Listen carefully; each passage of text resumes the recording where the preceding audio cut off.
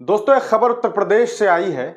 उस उत्तर प्रदेश से जहां पर रामराज की बात होती है, जहां के मुख्यमंत्री आदरणीय योगी आदित्यनाथ जी कहते हैं कि यहां बेटियां सबसे ज्यादा सुरक्षित हैं। ये वो सूबा है जहां पर बड़े बड़े होर्डिंग्स लगे हुए हैं और उसमें ये लिखा हुआ है कि जब बेटियां समृद्ध होती है तो देश समृद्ध होता है। ये वो सूबा है, ये वो स्टेट है जहां पर देश के गृह मंत्री श्री अमित शाह जी जाते हैं तो वो कहते हैं कि यहां बेटियां रात के 12 बजे भी सुरक्षित है। लेकिन हकीकत क्या है? हकीकत यह है कि उसी उत्तर प्रदेश में रोज दर्जनों बेटियों की इज्जत लुट जाती है। एनसीआरबी का रिपोर्ट बताता है कि किस तरह से उत्तर प्रदेश में देश भर के 13% बलात्कार के मामले आते हैं और ये मामला दिन ब दिन बढ़ते जा रहे हैं। एक नया मामला सामने आया है इसी उत्तर प्रदेश में, जहां एक स्कूल के वैन ड्राइवर ने एक 6th क्लास की बच्ची जिसकी उम्र महज 12 साल है उसके साथ बलात्कार किया।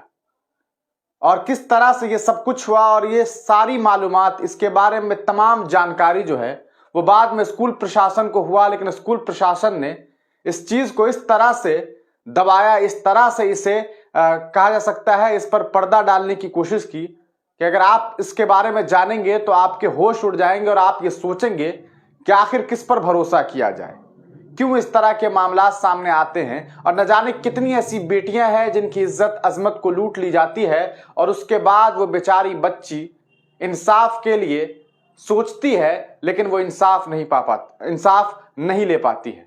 आइए हम पूरा मामला आपको बताते हैं। पूरा मामला हम आपको बताएं उससे पहले आपको उस शख्स को दिखा दें।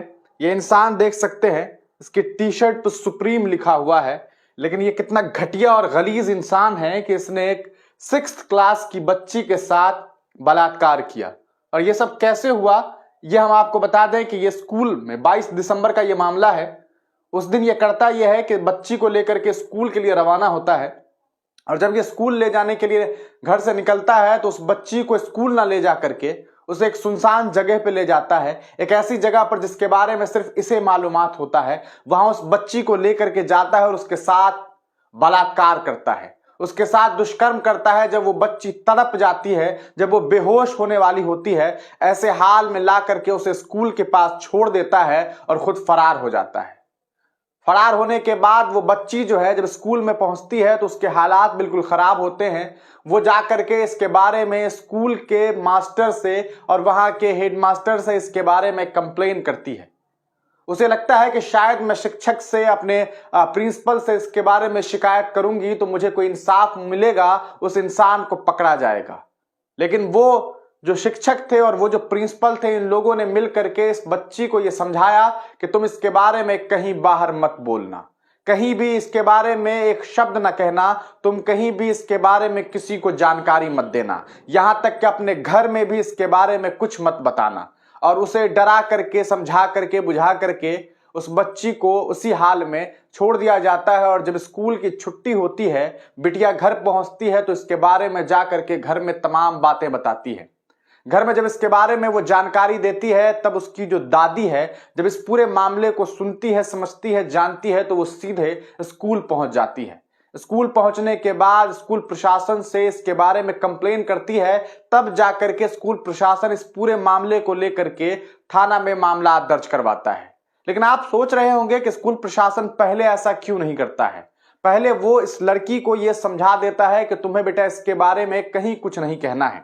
लेकिन वो जो प्रिंसिपल होते हैं और वो जो शिक्षक होते हैं वो उस ड्राइवर को बुलवाते हैं, उसे जम करके पीटते हैं, उसकी पिटाई करते हैं।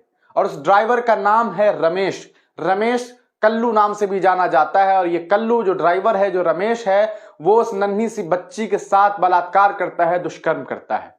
उसके साथ उस ड्राइवर को प्रिंसिपल और मास्टर जी मारते हैं और मार पीट करके उसे वहां से भगा देते हैं। क्योंकि जब स्कूल की छुट्टी होती है और जब वापस वो लड़की अपने घर की तरफ जाने लग जाती है, तब जब उस गाड़ी में वो बैठती है तो ड्राइवर कोई और होता है।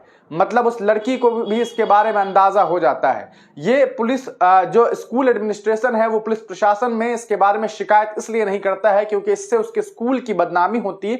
बदनामी ये होती कि वहां की बच्ची के साथ उस स्कूल के वैन के ड्राइवर ने बलात्कार किया है, इसलिए अपना बिजनेस उनका खराब ना हो उसकी वजह से उसने एक बच्ची की जिंदगी को बर्बाद होने के लिए यूं ही छोड़ दिया और उस ड्राइवर को मार पीट करके भगा दिया।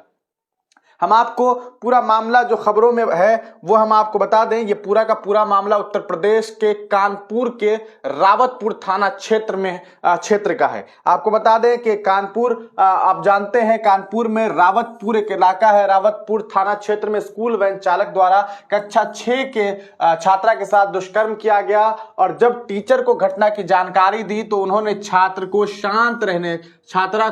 शांत रहने की सलाह दी। लड़की ने घर जाकर जब परिजनों को आप बीती बताई तब जाकर के इसके बारे में शनिवार को आरोपी वैन चालक हवालात के पीछे पहुंच गया।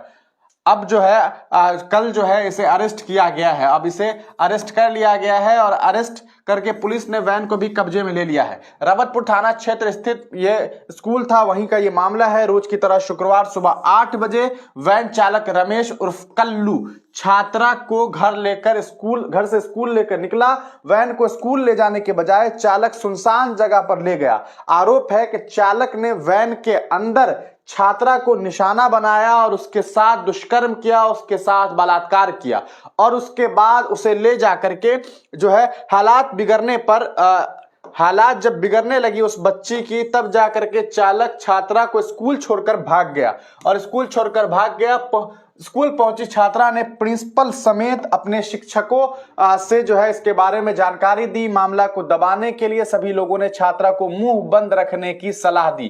पीड़ित छात्रा को स्कूल से मदद नहीं मिली। स्कूल से छुट्टी के बाद घर जाते वक्त वैन का ड्राइवर दूसरा था। घर पहुंची छात्रा ने रो रो कर परिजनों को इसके बारे में जानकारी दी। आप बीती सुनने के बाद परिजनों के होश उड़ गए। 5 लोगों के खिलाफ इस पूरे मामले के बाद जो है वो केस दर्ज हुआ है। इसको लेकर के रावतपुर थाना में मुकदमा दर्ज हुआ।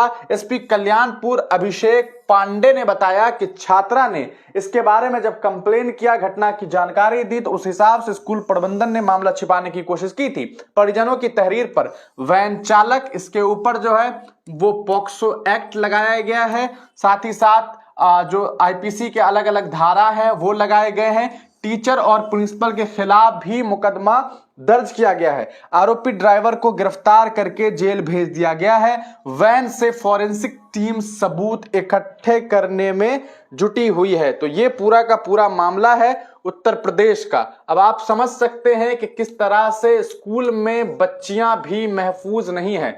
ये इस तरह की खबरें जब सामने आती है तो ऐसा लगता है कि किस तरह से उत्तर प्रदेश में, या कहा जा सकता है कि भारत के अन्य कई सारे प्रदेशों में बेटियां बिल्कुल भी सुरक्षित नहीं है। ये आंकड़े लगातार बढ़ते जा रहे हैं। जैसे जैसे एक तरफ भारतीय सरकार ये दावा करती है कि हम बेटियों की रक्षा के लिए बेटी पढ़ाओ बेटी बचाओ जैसा वो जब नारा देते हैं, और उसके बाद जब सिस्टम में आकर के वो ये कहते हैं कि हम सिस्टम के तहत बेटियों को और ज्यादा सुरक्षा दे रहे हैं, तब ऐसी क्या वजह है कि रोज बरोज बेटियों के साथ इस तरह की खबरें सामने आ रही है। आप तमाम लोग अपनी राय कमेंट सेक्शन में जरूर लिखिएगा। तब तक के लिए दीजिए इजाजत। फिर मिलेंगे किसी नई वीडियो के साथ, किसी नई पेशकश के साथ।